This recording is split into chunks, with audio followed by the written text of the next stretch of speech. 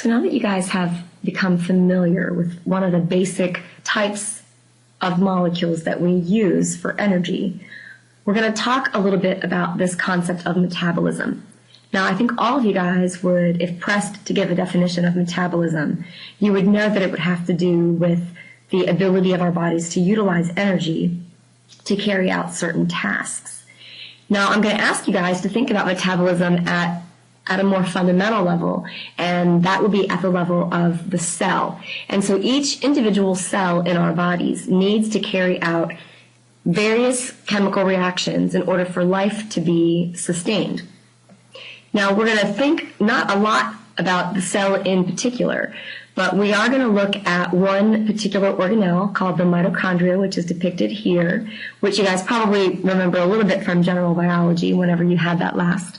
So we're going to be thinking about carbohydrates and how carbohydrates are utilized to provide energy for all the other things that the cells need to accomplish.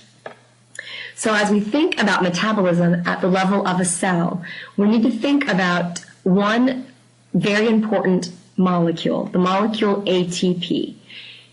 And we're going to think about ATP and its partnership, or the way that it plays a role in energy and the way our cells capture energy or harvest energy from the things that we eat, and how the cells utilize that energy. So when we think about metabolism, we're going to think about different kinds of reactions that provide energy, particularly in this form of ATP, this high energy molecule, and then other reactions that utilize that energy to make other things. And so again, we're going to be thinking about ATP in the context of that.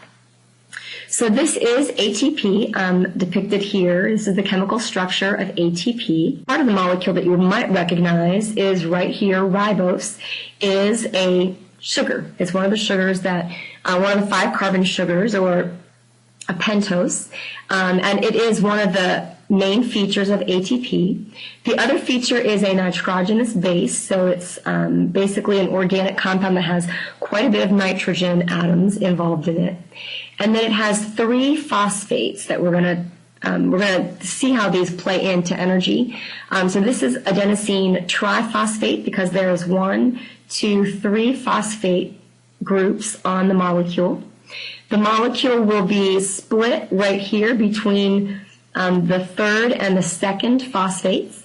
That is where we'll see a lot of the energy harvested or stored, depending on which way you're looking at it. So this is ATP. It is a very important storage molecule that's generated from the breakdown of the foods that we eat. So we gain ATP from the breaking down of sugars in particular, and then we'll think about lipids and proteins a little bit later on. But we're going to break down food that we eat and then use that energy, capture that energy in the form of ATP. So again, there's the adenine, the nitrogenous base, the ribose sugar, and then 3 phosphoryl groups that are present on ATP. So if you think about, as you need to think about ATP, this is going to help you with homework problem 12.8. So we're going to be thinking about ATP and its role in metabolism. So ATP can be broken in a couple of different ways. The one way that I mentioned on the previous slide is that ATP, 1 phosphate can be removed from it, and when we do that, we generate the molecule ADP, or adenosine diphosphate. And with that, we get a certain number of kilocalories of energy that are generated from that. We can also take ADP and hydrolyze that to get even more energy. So ADP, we can take off the 2nd phosphate group. That's going to leave us with adenosine monophosphate. And again, quite a bit of energy can be released whenever we take off that 2nd phosphate. So we're gonna see that these can go back and forth between each of the species here. We go from ADP to ADP, back to ATP, and kind of back and forth, or we can go back and forth from ADP to AMP. So again, just energy is released in either case, regardless of whether you take off the first phosphate or whether you take off the second phosphate. So metabolism involves, is a large general term that really encompasses two groups of reactions, or two types of reactions. The first type of reaction is referred to as a catabolic reaction, and the second is anabolic. So every metabolic reaction is going to fall into one of these two categories. So catabolic reactions are the reactions that will break down large complex molecules to provide energy. So as we break down the molecule of glucose into smaller pieces, we are going to use the energy that was stored within the covalent bonds of the molecule to form ATP. So as we break down glucose, we get the major products of carbon dioxide and water. Now we're going to take that energy that we've harvested in the form of ATP, and the cells can use that energy to carry out all different kinds of cellular processes. One that we're going to think quite a bit about in this last part of the course is this idea of muscle contraction. So ATP is absolutely required in order for the contraction of your muscles and therefore any movement that your body experiences. So these are two types of reactions. Again, these concepts will help you with homework problems 12.3 and 12.4. So the energy that we capture in ATP can be released to drive other energy requiring processes. So again, muscle contraction is going to be an important part of that. So there are going to be different types of fibers in muscles.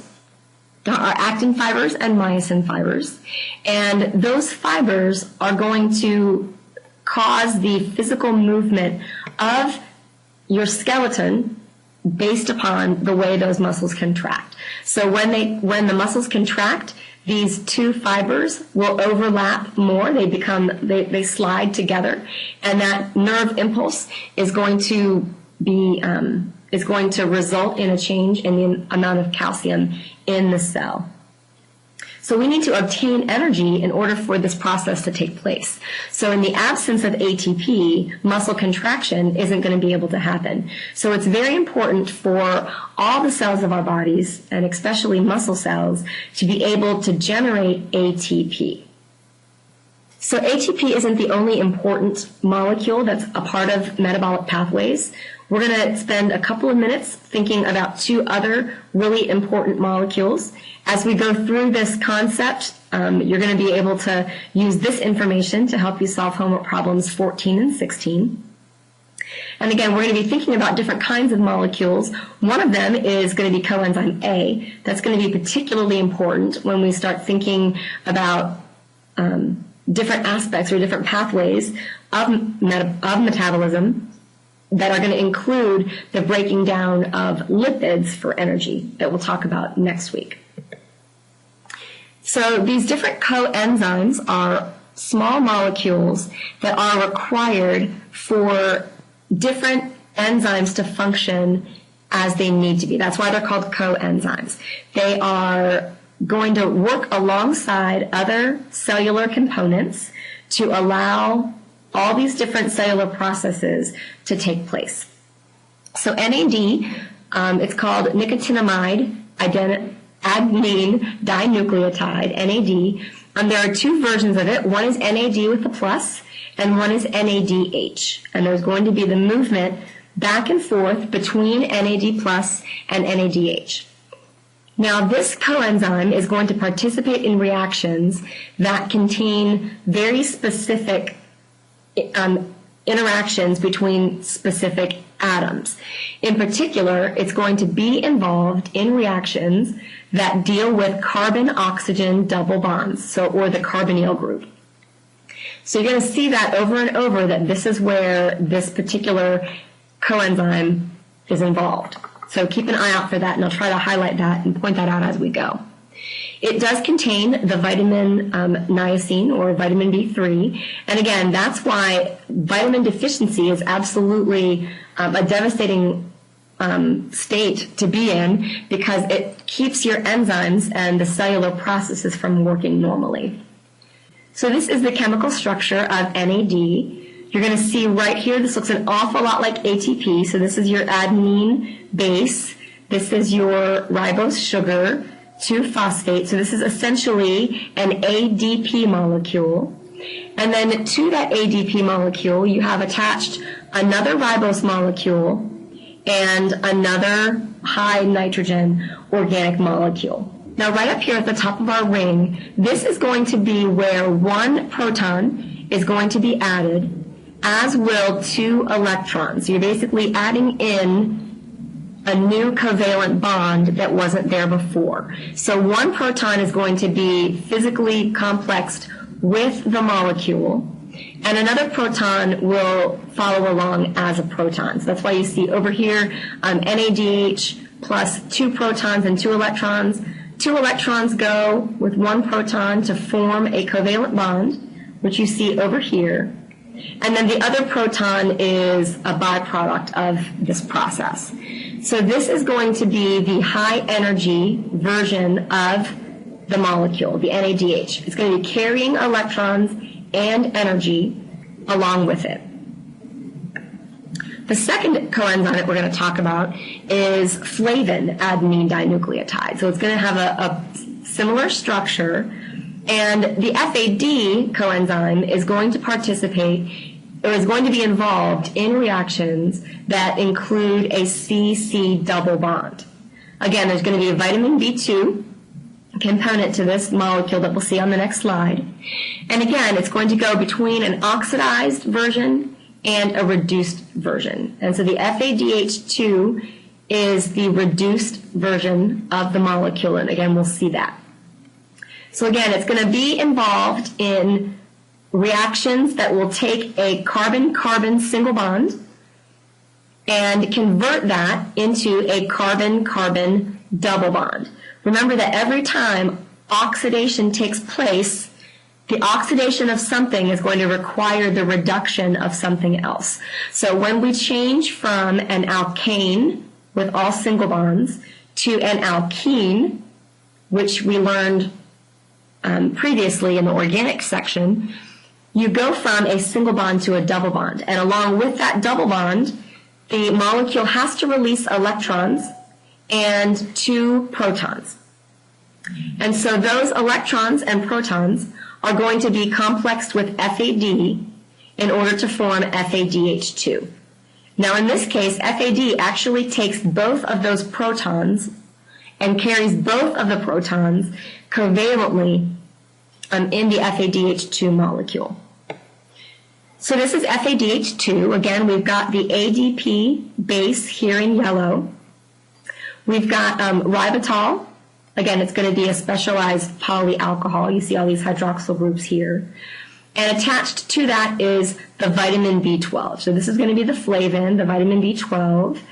And you can see there are 2 different places where the nitrogen atoms in our rings will accept an electron and a proton to form a new nitrogen-hydrogen single bond. So this is 1 electron and 1 proton, and this is the other electron and the 1 proton. So we are converting FAD to FADH2. The third molecule is referred to as coenzyme A. This is going to look very different than the other molecules we've seen, but again, it does have an essential vitamin, so vitamin B5 is going to be a part of this molecule.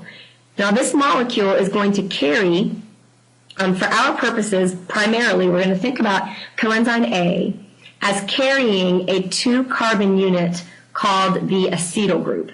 So it's basically a 2-carbon unit, 1 of the carbons with a double bond O. So when it's carrying the acetyl group attaches to a sulfur in the molecule, and once it accepts that, it's called acetyl-CoA. Acetyl-CoA is a molecule that we're going to see several different places, so make sure you're paying attention to it because it's very, very important in cell metabolism. So this is the structure of the molecule. Again, we still have this ADP foundational block right here in the yellow. And then we've got this really kind of long and complicated little chain that's coming off of that. The important thing to remember about this is that there's a sulfur at the very, very end, and this SH is where the acyl groups that the coenzyme A that it's carrying are going to attach. So they're going to form a covalent bond where the hydrogen will be eliminated and the acyl group, in most cases the acetyl group, will be attached to the sulfur atom of the coenzyme A molecule. So just keep in mind that all three of these molecules, NAD, FADH2, and coenzyme A, are going to be very important in the way that they're involved in capturing energy from molecules like glucose that we ingest in our diet, and then carrying that energy or converting that energy to a usable form for other reactions in the cell to take place. So as we think about stages of metabolism, we're going to start by thinking about breaking things down. So catabolic reactions are going to be broken down into multiple stages. The first is going to be digestion and hydrolysis, where we take large molecules and break them down into smaller ones. Stage 2 is referred to as degradation, where the molecules are broken down into much smaller pieces, so molecules that are 2 and 3 carbons. And then the third is oxidation. So that's where we take these 2 and 3 carbon compounds and funnel them through a cycle called the citric acid cycle, and then through the process of electron transport to generate large amounts of ATP. And you're going to see the involvement of all three of these coenzymes in these processes, particularly in the stage 3 part of the process. So in stage 1, we're basically degrading food molecules into basic building block subunits. So polysaccharides, so starches, are going to be broken down into monosaccharides. Proteins are going to be broken down into amino acids, and fats are going to be broken down into fatty acids. All of that will happen in your digestive tract as the food passes from your mouth through your body. So polysaccharide breakdown begins with an enzyme in your saliva. It's called amylase, and that's going to begin to break down the starch. So anybody knows that when you take a cracker and you put it in your mouth and you just let it sit there with your saliva, you know that that starch changes form, and it changes form because of the amylase that's starting to break that starch down into smaller building blocks. Now that's going to continue in your small intestine with another version of a similar enzyme. This one is called pancreatic amylase, where the starch is broken down into monosaccharides. And those will then be absorbed by your intestinal epithelial cells and utilized by your body. Proteins are going to be broken down in the stomach, so the high acidity of the stomach will allow proteins to be broken down into smaller pieces. There are also important enzymes called proteases that will continue that process in the small intestine. And then fats are broken down into fatty acids and glycerols. We're going to learn a lot more about this in chapter 17. And the fats begin to be broken down in the small intestine. And again, they're going to be dispersed in little bubbles that we'll kind of talk about, little vacuoles that we'll talk about with the use of bile salts. And again, they're going to be pancreatic enzymes that are going to mediate a lot of the breakdown of lipids, and those are called lipases. So pancreatic lipases will help us break down the lipids that we eat in our diet.